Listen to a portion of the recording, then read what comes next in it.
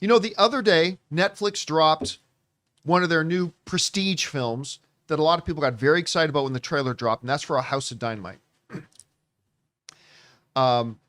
With Idris Elba in it. Ferguson.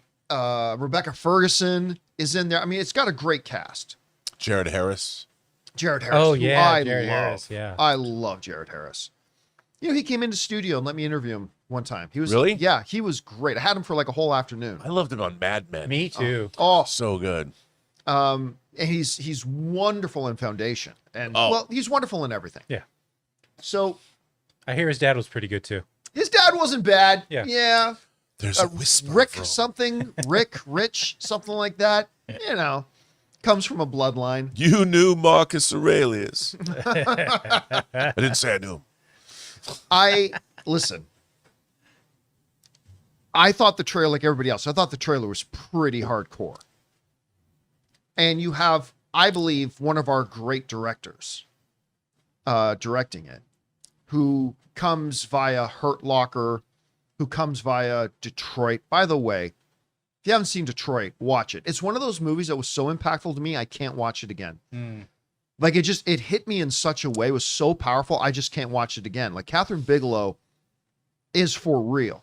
Oh, yeah. So I went in and watched House of Dynamite the other night. I haven't been this disappointed in a while. Oh. Now, that is not to say that I think the movie is terrible.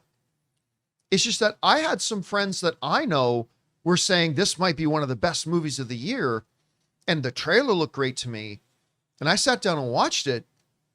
And again, it's not that it's terrible, but the difference between what I was expecting it to be and what it actually ended up being for me is quite vast. The best way I know how to describe it, Rob, is to say this movie feels like the first 15 minutes of a much bigger, much better movie. Because, guys, if you've seen the trailer for this movie, you've seen the movie. I'm not kidding. You've seen it.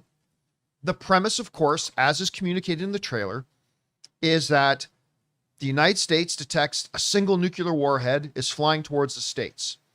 And now they're all rushing to figure out, what do we do? How do we respond? And they've only got 17 minutes to do it. And the movie employs one of those mechanisms that we've seen in some other movies where it tells like 15, 20 minutes of the story. And then it goes back to the beginning and tells the same 15 or 20 minutes, but from a different person's perspective. And then it repeats it again. Now, unlike a movie like, say, Ridley Scott's The Last Duel, which every time they told the story from a different perspective, the story changes a bit because it's being told from another person's perspective. But in House of Dynamite, no. It's the exact same story, exact same lines of dialogue, exact same actions. Just every time they repeat it, we see something that we didn't see in the previous telling of it, but not enough to make it material. And oh, by the way, I'm going to spoil the end. You don't know what the end is. They don't end it. The movie doesn't give you the ending. We don't find out what happens to Chicago. We don't find out what happens, whatever. It's basically a 17-minute movie of, somebody's launched a missile.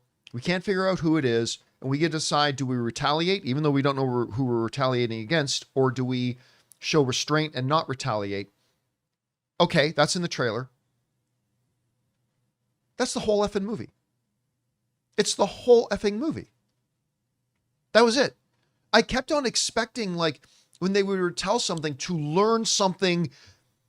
What should have happened was when they were in the second and third retellings of the 17 minutes of the story, that each one of those things should have revealed something that made me go, oh my God, that casts what I saw in the first telling of it in a different light. But it doesn't do that either. Mm-hmm. We see some general on the screen going, wow, what did you think of that baseball game last night? To just having the camera in the room with the same general saying the same line. I gotta say, guys, listen, a lot of times I agree with the majority of the critics because if a movie's really good, I think it's really good. But I don't see the appeal. You know what?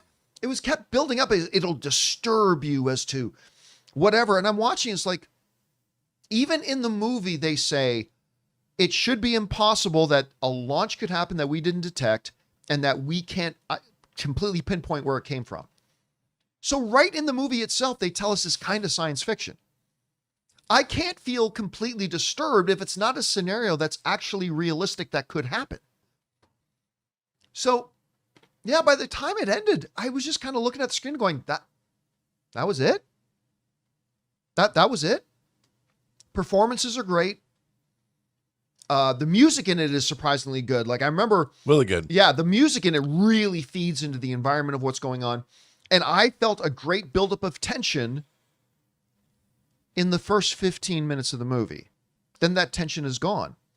They try to repeat it a second and a third time. It's like, I already know everything that happens. I can't feel tension again.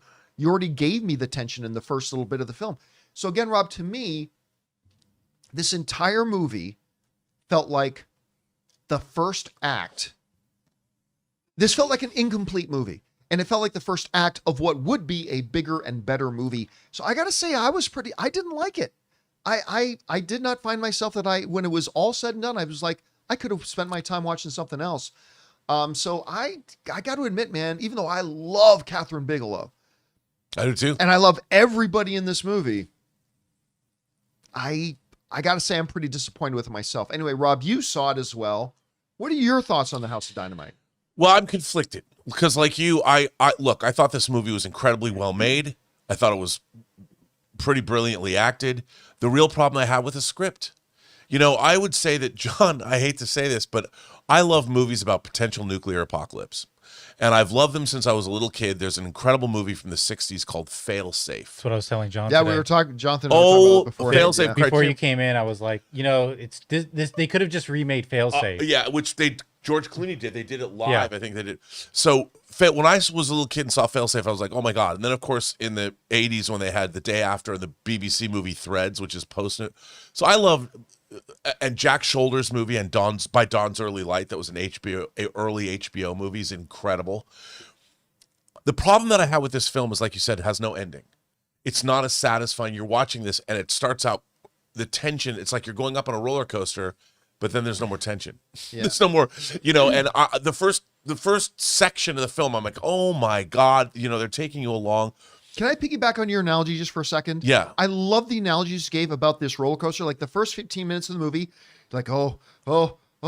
And then in a roller coaster, then goes, right? This movie goes, oh, and then becomes the monorail ride. Yeah. And then becomes the monorail. Yeah, for the entire rest of the hour and a half. I think in a lot of people, I've seen a lot of online criticism of this, and people are unsatisfied. The thing that this movie doesn't have is it can't leave the perspective that it's telling the story from. But the perspective that it's telling the story from, by definition, doesn't have the ending it needs. The cautionary ending that we all need to see. So what if I had made this movie, and I understand that you needed the people on the ground at ground zero. You just needed people going about their day that had no idea what was coming. Because you didn't see any of that. You don't see any of that. And the thing is, without that perspective, you only have the perspective of the people you see the movie from, and they're watching everything through screens. They're nowhere near the action, except the people in Alaska that are trying to shoot down this missile. But they're nowhere near, so you can't get to the thing that you want to see. But I think it's not just for anybody thinking we're just looking for destruction porn. No, I don't think that. Yeah. Do we want to see what happens to Chicago? Yes. But what's even, I think, more egregious, Rob, is that right from the beginning, it's setting up this whole thing. Okay, what do we do in response to this? And it all builds up to the president making a decision. Do we show restraint or do we retaliate? Yes. And if we retaliate, who are we retaliating against? We don't even get a decision from the president. The movie ends before the decision. So this whole thing, we're like, what are they going to do in response? Yes, you don't even know. I think both of those things. They don't tell us that either. Yeah, and I was going to say that was the other thing, is that you need that perspective, because any one of these movies, and Failsafe is the single best movie I think ever to deal with. Dude, I love Failsafe. I remember watching that. The solution at the end of Failsafe is monstrous. It's absolutely monstrous. And even as a little kid, I was like, no, it was one of the first movies that made me realize the power of film, going, no way. By the way, it is a black and white movie. Dude, it doesn't matter. Doesn't matter. It's just incredible. And that movie's better than this movie. But I will say, I more than you, I enjoyed watching it because the editing is incredible. And I thought the performances were terrific. But the thing is, cinematography's great. yeah, Editing is great. music is great. The performances are great. You just needed a movie to go with it. It and didn't I go didn't feel anywhere. we didn't But have it. I would say if people are looking for something like in this genre that's current, Paradise. Yeah. I know it didn't start with that episode, but man, that episode nailed it. Paradise delivered. Oh my God. What was it? Episode 7? I think Yeah, it was 8, Ant-Man. 7 or 8. 7 or 8 is like, oh my I can't wait God. till that show comes back. No, I get it. House of Dynamite is supposed to be a different story than Paradise, yes. And I understand the premise that it's supposed to be the chilling realization that we may not be as prepared as we think we are. Okay, but then you put in scenarios that are supposed to be impossible. And then you just tell the story 3 times over without adding anything new to the story as we go. We're just hearing the same lines of dialogue and the same character saying things, but just with the camera in a different room. It just ended, Rob, and I felt deflated. Yeah, and there's been, I hate to say it, but this genre of film has delivered goods. Like, I'll give you an example. I'm a huge fan of the Jack Ryan, Hunt for Red October, Clear and Present Danger. Oh, The yeah. Sum of All Fears deals with some of the same issues Yes. with the Ben Affleck, young Yep. Jack Ryan. That movie's directed by Phil Alden Robinson. That movie's great. I don't think it's the best of the Jack Ryan movies, but I think it's a good movie. For what it Yeah. is. It's really, you've got the cast in that movie is so great. Morgan Freeman, it's so good. And that movie gives you an ending that you Yes, want. it does. So, I mean, I'm not arguing to show the mass murder of an entire American city. But again, narratively, yeah. it was pretty unsatisfying, and it breaks my heart because I'm a big Catherine Bigelow fan, man. I was so looking forward to this, and I don't know. For me, it's not now, guys. If you haven't seen it yet, don't just go by with what we're saying. As of right now, it does have I think a 70-something% on Rotten Tomatoes, something like that, which means the majority of the critics like Yeah. it. So you might like it too. Definitely give it a shot if you're interested in it. I'm just letting you know in advance. It did elicit emotion in me. The first 30 minutes, I was like, I'd say the first 20 minutes. Yeah. And then it kind of just dissipated, went away. Anyway, guys, did you have a chance to see House of Dynamite? If so, what did you think about it? Whatever you guys think, jump down in the comment section below and let us know your thoughts. Hey guys, thanks so much for watching this video. Make sure you like the video, leave a comment, and subscribe to our channel. And don't forget, we have a daily podcast called the John Campea Show podcast, available on Apple Podcasts, Spotify, or your favorite podcasting app of choice. Go and subscribe to it today so it'll be there when you need it.